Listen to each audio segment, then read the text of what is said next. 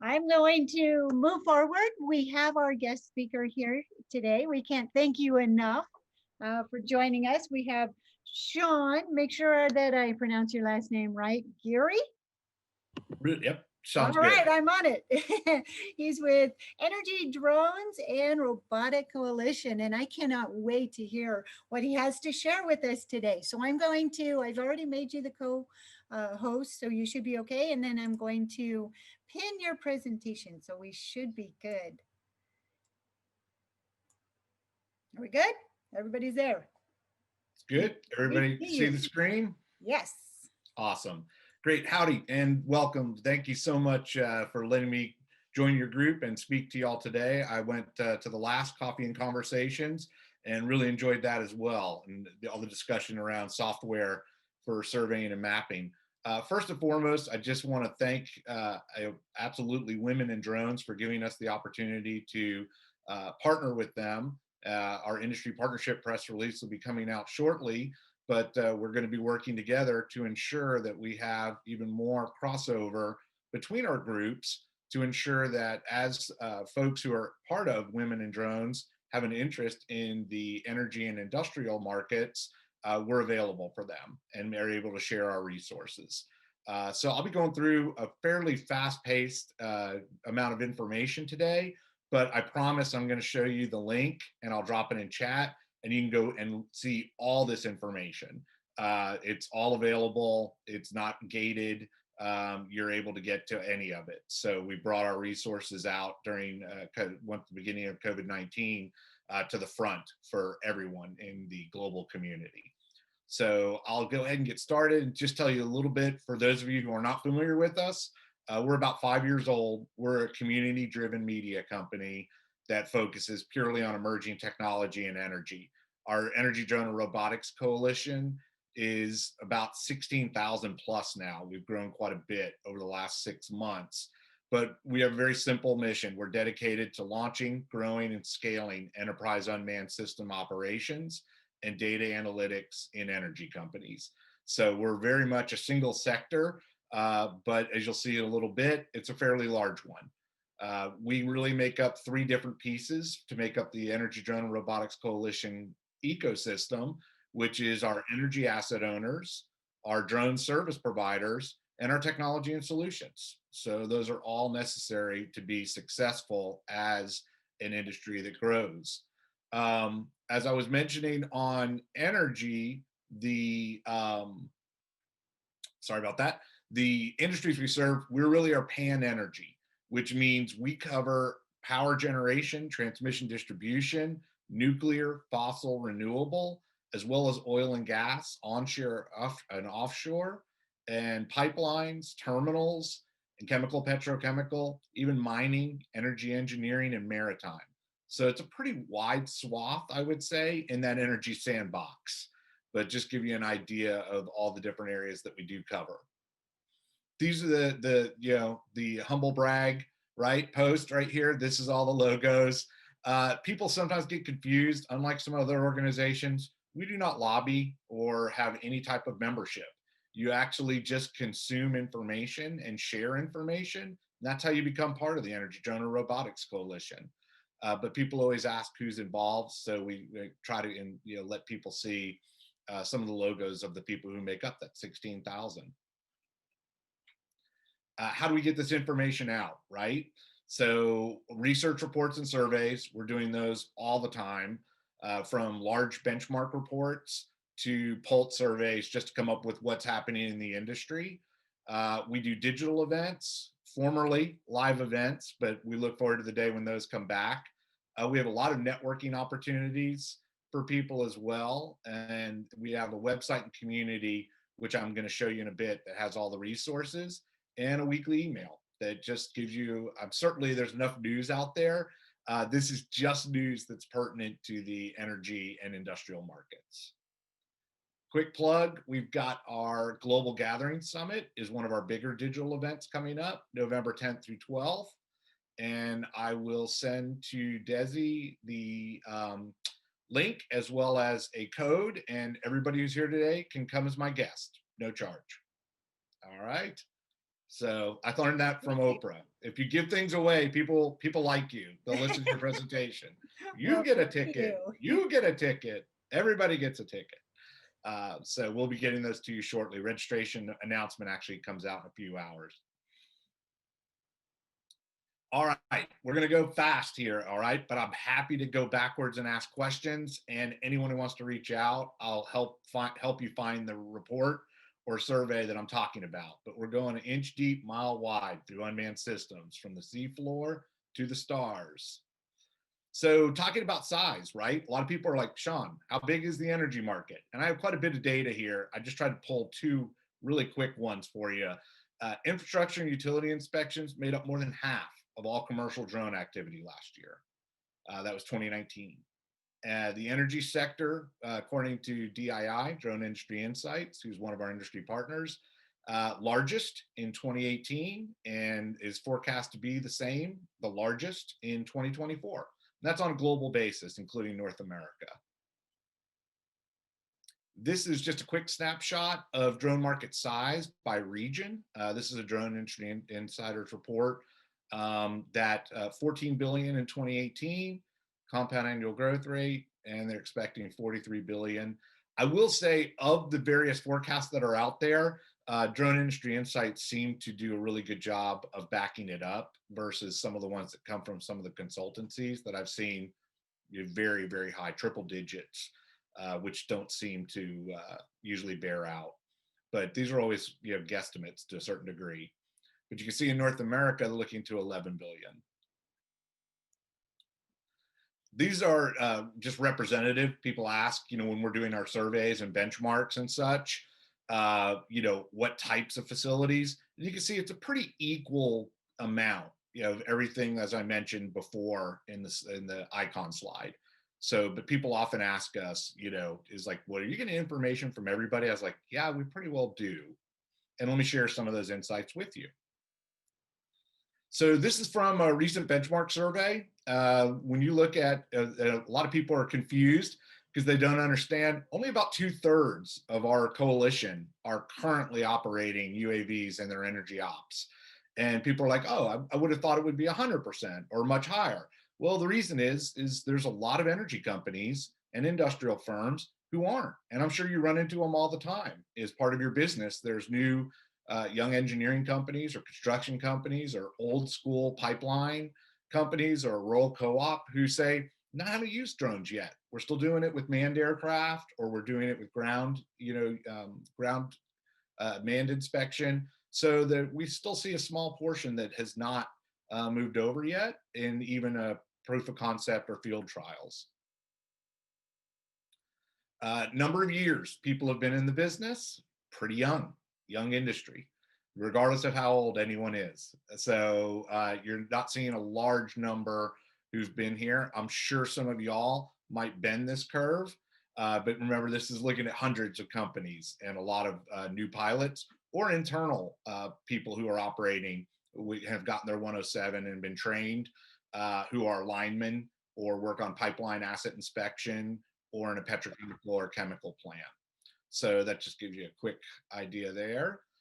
Question we get all the time, and we're always looking at, how many people are in-house, outsourced, or hybrid? And you'll see that obviously fairly large in-house, then a smaller outsourced, and then a little bit of both. And we'll get into a little bit about what they're actually outsourcing. Now, we'll say this is the first of the benchmark items that, I think it was Mark Twain who said there's lies, damn lies, and statistics. And so I will quote Mark Twain as the one here. If you think about it, the majority of people who take time to fill out a benchmark survey probably are fairly large companies who have people who are dedicated to doing a lot of the work. So it's going to skew some of this information, and we have to recognize that. So I wouldn't say this is representative of 100% of the coalition, but of the people that tend to fill out the reports, which again is in the hundreds. Typically we see anywhere from 300 to 500 on a benchmark survey, but it skews the information. What do they outsource? Aerial data collection, flight ops, data analysis. Pretty equal distribution there. How many flights? That's a question a lot of people ask. How many flights are we seeing energy and industrial? Look at that, 56%, 1 to 10, and this is per month. So obviously a lot of those people who are in using UAVs are still in field trials, POCs, or have relatively small assets they're taking a look at. And then we see a little bit more here, and then we have only about 13%. This report is about, I think, early January 2019. So I have a feeling this number's up a little bit from that last time. What platform configuration? Obviously, I'm sure everybody here could guess. Multi-copter, number one. Fixed wing, much less. Hybrid VTOL, and then other. Sensors, they're flying, obviously, optical camera. Quite a bit of use in the energy industry for thermal, multispectral, laser. How are they collecting the data? A lot of people still in this market, not data streaming. Part of that also, though, is a skew, and a lot of energy is remote operations, and they are not easily able to stream. Also, you're talking about people that have huge IT departments that are fairly sophisticated and scared about their data. A lot of them don't even work with the cloud. This is just kind of a quick word cloud from our last benchmark survey. What are the things they need moving forward that are going to be important to them? So when we ask them is about their actual systems, what do we think is going to be important? And you can see based on the size of the word, how important it is to them.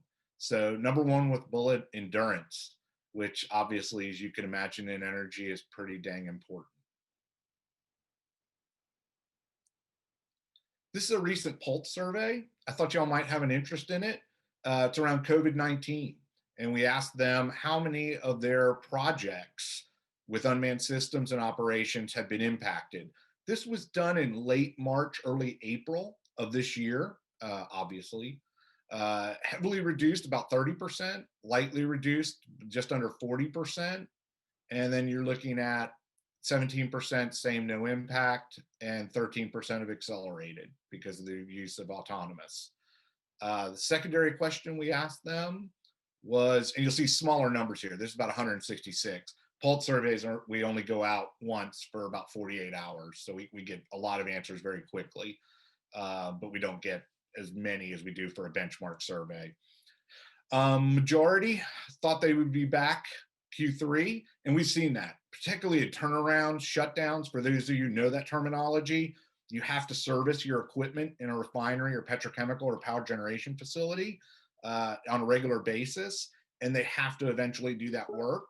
And if they're using UAVs to do some of the inspections, then that's going to be important. Also, if you're surveying, mapping, or if you have any regulatory type work like emissions detection, any of those that they're using unmanned systems, you can only defer so long. So we are seeing quite a bit, which I think dovetails with the discussion that Desi started, right, to kick this off. Is everybody doing well? Are y'all busy? It seems like people are getting busy. And so we're in Q3, Q4. We're sure seeing these results that we saw projected back in April. First half of 21 was a smaller group, and then quite a few less in second half. All right, we went to high dollars to put together the flying drone crystal ball here for our industry trends and forecasts. I just thought I'd give you a flavor of what we see over the horizon that's starting to impact in the energy and industrial markets. And you'll be seeing more information and reports on these moving forward. First one, BV loss. We track it in benchmark. We track it in Pulse.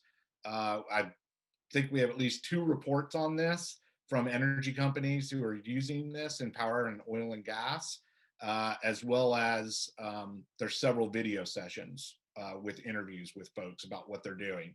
A fairly large amount by the end of 19, we're adding at least some BV loss. Obviously, the regulatory structure does not allow a lot of growth here.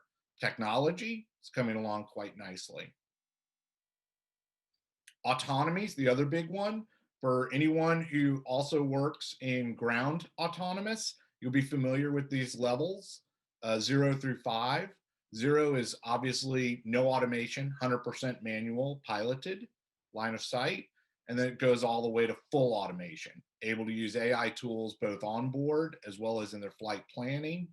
And they're able to go and do their missions and fly their ops and return with no interaction whatsoever. And then you can see some of the obstacle avoidance issues that are in part of this. And obviously we're seeing a lot up to this area. Partial automation, pilot remains responsible for safe operation, drone takes over heading, and we see sense and alert. We're starting to see some good technology coming out in this area, but we're starting right here in the US regulatory scheme. A lot of our clients within Energy Drone Robotics Coalition are multinational, so there's other regulatory schemes that go beyond this, but this is where we see. This is about as far as we're getting with some waivers. And I'm sure you all live this all the time, so you can see where we're headed. This is huge for probably everybody, but certainly in energy, this is a big deal. This is critical assets and infrastructure, and they work all the time and are very interested in safety certification and best practices. I would say it's one of the top questions we get from the energy end users, which are almost 9,000 of our 16,000 folks in the coalition are energy asset owners globally. And they're looking at a variety of these. Same with hardware, software, services, we're neutral. We don't pick any winners or recommendations. We just follow people and then put that information out to the community. Promised that I would show you all this, screenshot of the website, resources, and you can see right there, there's videos. That's all the Energy Drone Robotics Coalition summits over the past several years. You can see panels, individual sessions, reports, dovetails back to some of these graphs I'm showing you and gives you more data, as well as our newsletter. We have directories specific to something like COVID-19 resources or other areas, as well as our key articles. And those are all EDRcoalition.com resources. All of it's available. I think worst case, we're going to ask you for your name and email. So last but not least, I love this one. It's been actually quoted by other people, I believe, but Alan Kay, best way to predict the future is to invent it. We love the fact that we get to work in emerging technology with folks like y'all each and every day. And we're looking forward to continuing to report on it and try to give everybody the best practices and use cases they need and showcase the technology so they can move forward and the community continues to grow. Happy to answer any questions, and thank you for letting me work with you all today and go through a little bit about energy and industrial operations. That was fantastic. Thank you. I know we've already had some questions kind of popping up and people already asking about replays and such like that. Does anybody have any questions that they'd like to ask?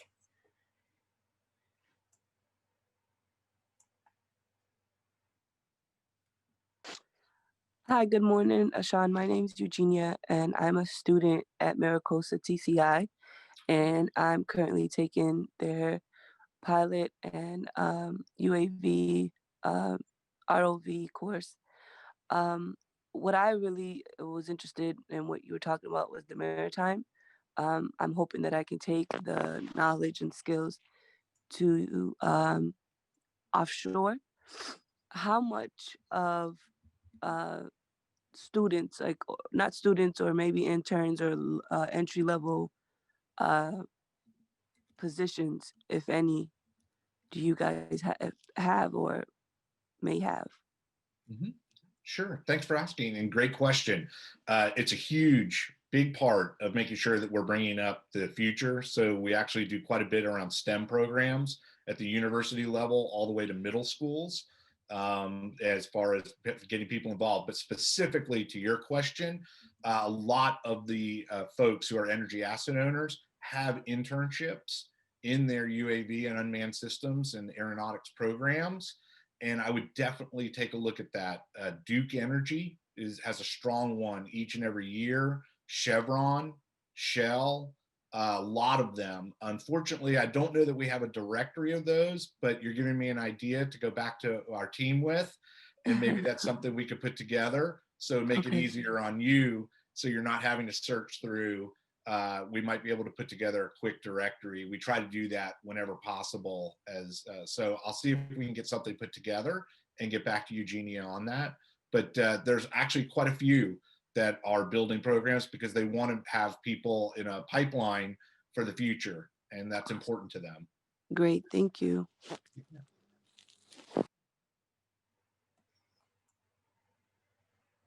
All right. Great presentation. And yes, I will be converting it over to a video if anybody wants to see the replay. I know. Eric has a question. Okay. Go for Sean, it. first of all, thank you very much for coming. This was great.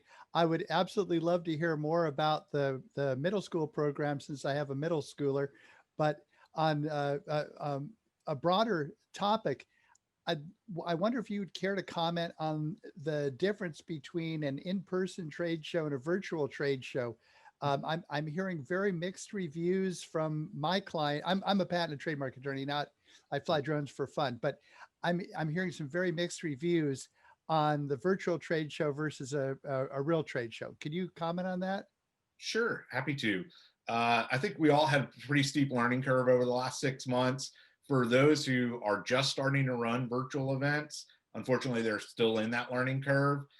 They don't operate at all the same. And that's the first thing people have to recognize. While we sit in front of computers, if we're not out in the field doing work for hours and hours a day, you won't do it, and you certainly won't focus on it on events. It's much more in small doses. So you can go like 1, 2, 3 hours, and then you've lost it. That's it. So you have to have a very concentrated amount of time. The other thing that doesn't work very well is just a bunch of webinars strung together. You need to have some level, think of it like a TV show, right? You have to have production. There actually has to be some entertainment value. Yeah. I mean, things like this are awesome. To do a Zoom webinar, we do these called Think Tank Thursdays, and we'll bring in a panel or individual speakers from energy asset owners to talk about industrial drone delivery or cargo, unmanned cargo or something, BB loss. That's great for an hour, but it's not easy to consume information. So you have to change things up quite a bit. Also, virtual exhibit halls, frankly, you can quote me, they suck. They're not good at all. That's what I've heard too. It's like Yeah. people don't click on directories and go, oh, let me go see what this company's doing. Yeah. They have websites that they put a lot of money into to Right. show you what they're doing. So you really have to work more around content. People will absorb content digitally and connections. How do you help people meet with one another based on what stage their program's in or other things along those lines? And that's very viable. And you can actually help sponsors and technology providers and service providers gain leads to move their business forward if you structure it that way. And for those of you who take the time to visit us at the Global Gathering in November, you'll see it's our 5th digital event. So we've learned a lot, but that's kind of the initial takeaways. Great, thanks. Once this goes live on the website, I have a few clients. I'm going to suggest that they take a look at your presentation before they dump $5,000 into a virtual trade show again. There you go. Yeah. Feel free. Absolutely. Happy to help. And Very on good the advice. Thank you. and on the STEM side, please Yeah. reach out to me by email. I will. And I'll I will connect you with our STEM coordinator. Fantastic. And we'd love to do that and have your class be able to get involved and be able to check it out. I will do that. Thank you very much. Good afternoon, Sean. This is Probe. Got a question for you. You mentioned Duke Energy. Who else is leading in the power electric area or sector? Sure, you bet. Early adopter probably was a little ahead of oil and gas. You're going to see several. So you're going to see within Exelon a very robust UAV program and most of their affiliates. So that's a very strong program. Entergy flies hundreds of flights every month, hundreds of flights, and has a very robust program as well. Out on the West Coast, San Diego Gas and Electric, PG&E, particularly in the last couple of years and around some of the asset inspection they need to do in vegetation management for their wildfire program and trying to identify equipment that needs to be replaced prior to wildfire season. which unfortunately has been so challenging the last couple of years in particular. Very strong. Great River Energy, one of the largest rural co-ops, covers multiple states in the Midwest. Ameren, also another strong one. And you're starting to see some real movement on some interesting things out of Florida Power and Light. Eric and his program down there are running once again, I mention it because it's interesting. I'm not promoting, but they're running an autonomous solution, drone in a box. And you don't see a whole lot of utilities or energy running those in the US right now. And they have one they're actually running at one of their plants, looking at distribution. Lorenzo has a question. Another question, yeah. Go ahead, I'm Lorenzo. Lorenzo Rhoda. How you doing? Balara Aerial. I'm out in Ukiah, California, and I've worked for both on the PG&E project and San Diego Gas and Electric. To date, I've done about 600 tower inspections, and I have a two-part question. Regarding pilot certification, I'm familiar with the AUVSI top certification, I guess is industry standard. What other industry standards, or do you see utilities creating their own pilot certification programs? What do you see out there besides the TOPS program? Yeah, typically they're looking at internally with the utilities, exactly to your question, Lorenzo, the thing that you mentioned at the front end. How many flights have you done around critical infrastructure, particularly in the power industry? And they're going to look at your insurance certificates to make sure that you have enough insurance. And they're going to be looking at things like that. And then they're going to give you their standards. So their SMS, right, their safety management system isn't going to be internal. And they are going to make sure that you're able to, or have proven that you can fly according to those standards. But they don't typically require, beyond your initial pilot license and qualifications on experience, they don't typically ask for a specific other set of certification at this point, because you haven't seen it come from the organizations that would be something they'd abide by, like EEI, Edison Electric Institute, even EPRI, who's done a ton of great research, in around unmanned systems and UAVs. There's no actual certification. In fact, API, American Petroleum Institute for Oil and Gas, same thing. They came out with best practices. It's in our resources section on the website. You can feel free to download it, but it's not, none of those are certifications. Sounds like there is an opportunity for somebody to pick that up and offer certifications. It certainly could be, Kim. I mean, like, you've got some coming about, like I say, through other organizations, ASTM, along with AUVSI and some others. Yep. And then they'll use corresponding from nearby, HSAC, which is helicopters, manned aviation. They use their certification sometimes, as well as they'll use NATE, the tower erectors, National Associated Tower. So they'll take tangential as well. Yeah, it's only a matter of time. So with that, we thank you so much for coming on. You can definitely tell there's a lot of gentlemen on today, so it's definitely a male, electricity and all that kind of stuff. You guys like talking about that, so we appreciate everybody that's on. And we're going to go into our breakout rooms, and we have a question of the day. I forgot what I suggested. Desi? Question of the day was, how are you planning to use your drone?